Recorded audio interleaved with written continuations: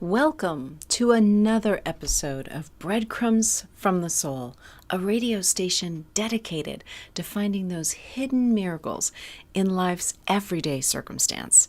Thank you for joining me for this first episode of 2015, and I am very excited that you've decided to join me as we discuss success and how we can set ourselves up for the success we've always dreamed about, and that you will begin to materialize in your experience all that you desire. With that, I'm going to begin, as I always do, with a quote, and then we're going to apply the wisdom of the quote to an everyday circumstance and offer up some steps that we can all begin to immediately start to follow in our lives to propel us as we head courageously into 2015. Today's quote, I am calling to a fabulous deck of cards that I purchased from Hay House over the Christmas, and this is called The Soul's Journey Lesson Cards, and it is a 44 card deck and guidebook by James Van Praagh, and it is absolutely fabulous. I'm really enjoying it. And when I was soul searching to find out what we should be talking about today, I landed on this particular card. The card that I selected is Success. And the card says, I know that there is no greater goal than to love. And this card deck comes with a book that is a guidebook, and I really like what James Van Praagh says here. So I'm going to read it to you. So it's an expanded quote that we are beginning with. And let's see, page 94. Okay. Success can mean many things to the ego self, but the soul only knows one triumph, and that is to love. When your soul is no longer manifested in the physical dimension, it is a time of reflection on how successful it was with the endeavor. The soul doesn't care how big your house was, or how nice your car was, or how many bank accounts you had. The soul only cares about how you expressed love and compassion. In the infinite wisdom of the universe, the more love you demonstrate, the more you will receive. And even your ego's definition of success is altered. Your notion of how you would be perceived as successful will change. The material things that you thought would make you happy will not have the same appeal. How can we be our most powerful, our most successful? As the quote tells us, the important thing for us to always remember is that our soul is smarter than us. And our soul has a broader perspective than us, that little me that I identify with. And so the soul really has a ability to guide us in a way that would bring about far more success than we could ever imagine. And what this quote is telling us, the soul understands that the most powerful force in the universe is love. So the soul wants us to experience that power. The soul wants us to be all that we possibly dream about and more. And the soul knows that the quickest, most efficient way for us to achieve all that we wish to achieve is for us to move ourselves into the experience of love, to participate in love, to share love and to receive love. And in that flow, the power resides for us to seize. and for us to manifest then all of our desires. In this episode, for our real life circumstance, how about we apply the wisdom of this quote to the real life circumstance of desiring to be more successful? To help kickstart the process of success, I created a meditation, so a little companion meditation to this episode. And at the end of this episode, I'll put a little link to it, and it's called Attracting Success. And it's just a 6-minute meditation. And if we are in a place where we would like to manifest success, more success in our lives, it is helpful to understand how the universe works. And I know we've talked about this before. Trust me, it is good to revisit these concepts over and over and over again. So I know that they repeat themselves, but they are really, really very powerful, and it's very, very helpful. It's important to understand as we go through this episode and other episodes and all the processes that we are trying to implement on our journeys to awakening, is that we have been conditioned all the way through our lives up until this point in a repetitive fashion. We have been repeatedly told we're not good enough. We have been repeatedly told you have to look a certain way. We have been repeatedly told you have to have a certain level of financial stature to be successful. We have these messages beaten into us over time, and so they're deeply ingrained. And so the process of healing requires us to rebeat a new drum. Right? So we want to beat a whole new drum. And that process of beating a whole new thought process into our systems over and over and over again, that's what's going to get us there. Eventually, what will happen is we are going to begin to see the light. We are going to begin to believe in our own worthiness. We are going to begin to believe in our own power instead of limitation. And so it's very important for us to repeat and revisit these concepts. And so herein, we're talking about success. A key foundational bit of information that we need to understand is that our experience is coming to us as a result of what we're putting out into the universe. And if we're putting out fear, then we're getting fear back. The experience of fear. If we're putting out anger, then we're getting anger back. If we're attacking people, we're going to be attacked back. That's how it works. So what do we want now? This is 2015, baby. We want success. We want to break down the barriers that have been holding us back. And to do that, we need to attract success. To attract success, we need to put out success. Now that sounds a little odd, doesn't it? How do you put out success? So where we begin is we need to understand that success, love, abundance, all of these wonderful things,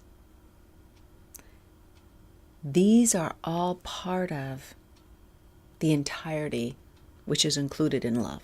And so to achieve success, we have to give out that energy level of success that we would want to achieve.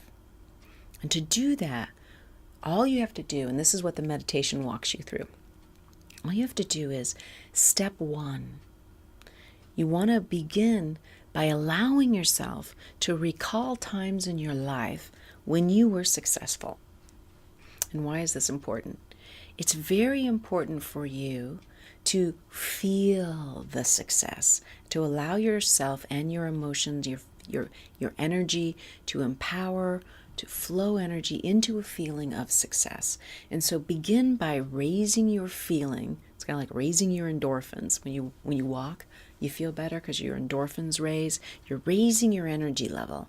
And you're doing that by focusing intentionally on a time when you were successful. And it can be anything. It could be a time you were successful combing your hair. A time you got someplace on time. A time that you wrote a report, or a time that you did something that your parents thought was really special, or a teacher, a time that you got the job, a time that you were promoted, or something you did something and it caused the experience of success in your life. Think about that time. Feel that time. Allow yourself to marinate in the feeling of success. Did you feel appreciated? Did you feel that you were acknowledged? Could you feel somebody's love coming to you?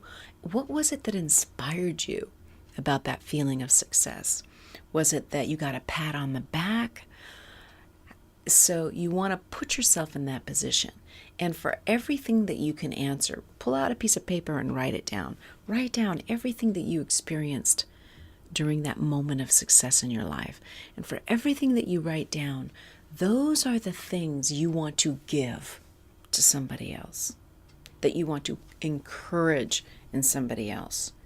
You want to give that out to the universe. And in doing so, you're raising your energy level to that of success. And it's like taking an elevator. And if you open the door on the fear floor, then you're going to step into a whole bunch of fear. If you take that elevator up and you open up that floor on the joy floor, you're going to experience joy. If you take that elevator up and you open it up on the success floor, you're going to experience success. You're going to attract that into your reality. So step one is you want to allow yourself to really take notice of what success means to you and how that feels and all the different ways that comes to you. It's a feeling of warmth. It's a feeling of love, acceptance, abundance, whatever that is, however that speaks to you. And then you want to consciously effort to give that to others. If you have children, how can you enforce that feeling so that your children can feel that? Want that for them. How can your neighbors feel success? Does your neighbor occasionally pick up your trash for you and carry it out to the trash? Acknowledge them for that. Give them that feeling of success. Put that energy out into the universe and it will come back to you. So step one is you want to be putting it out. You want to get yourself up onto that floor of success and you want to put that out in all the different flavors that you've come to experience. Give that out to the universe. Step two is open yourself up to the true possibilities. That means it's great to have goals. It's great to have an idea of where you want to go so that you send out these wonderful postulates, these wonderful ideas, you put them out to the universe. You say to the universe, this is what I would love to have in my life. And that's wonderful.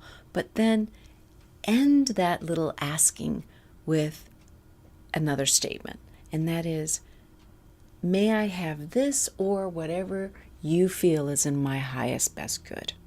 This or whatever you feel, whatever you, the wiser part of you, the soul, which is so much smarter than you, the universe, whatever that part of you instinctively knows is best for you, allow that to occur, because it's very important for us to understand as we go along the road of awakening that we are not alone in this process. This isn't about us mastering something so much as it is about us joining in the mastery that it already is. The masterful universe, it already is masterful. And all we need to do is join it where it is, which is where we reside. All we need to do is clear the path and step over whatever roadblocks are and step into the path that already exists for us there. And so step one is we're going to be allowing ourselves to really feel that energy of success and all the components to it. Why are the components important? Because we need to consciously give them away to others, help others to achieve the success that we would have for ourselves. Then we want to open ourselves up to the possibilities. It's important in step 3 that we follow our bliss, that we follow that part of us that is joyful. That is an indicator of which way to go. And so we have raised our levels up in step 1. We have raised ourselves up to the success floor, and we've gotten off on the success floor in the elevator. But now which way do we turn? There's a long hallway, many doors. There's many avenues. Which way do we turn? Follow our bliss. Follow what makes us the happiest. Why do we do that? Because our emotions are our guide. Our emotions are smart. They are in tune with that smarter part of us, the soul, which is always connected to our loving universe. So our emotions are in tune with that.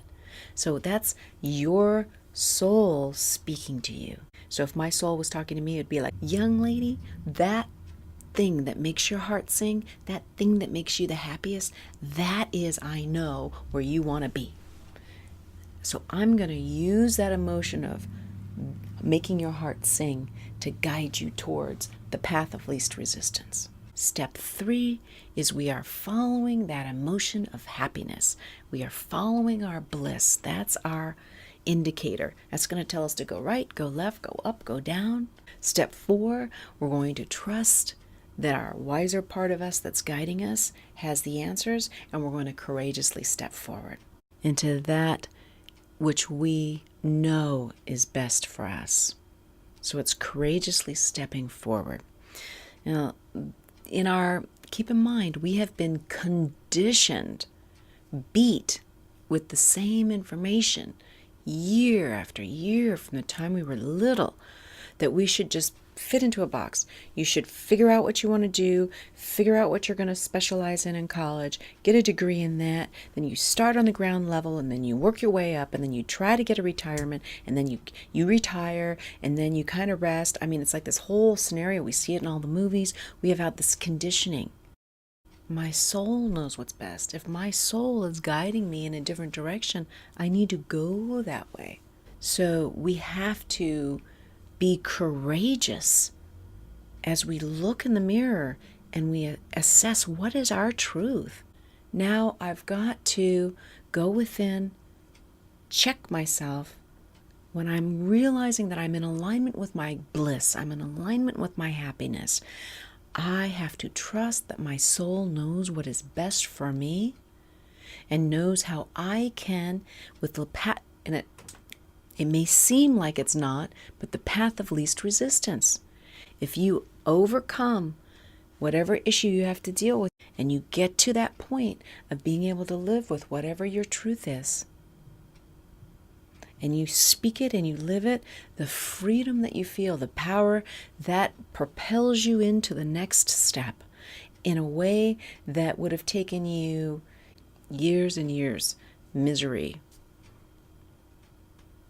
It's not going to feel good. And what are we learning? If you are on the I don't feel good floor, then guess what? You get a lot more of I don't feel good.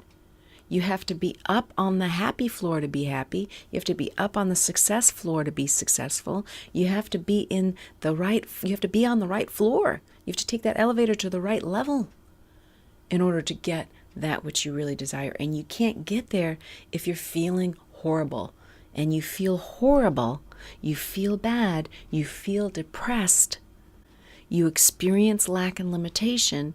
If you believe in lack and if you believe that you are limited, then you're on the limitation floor.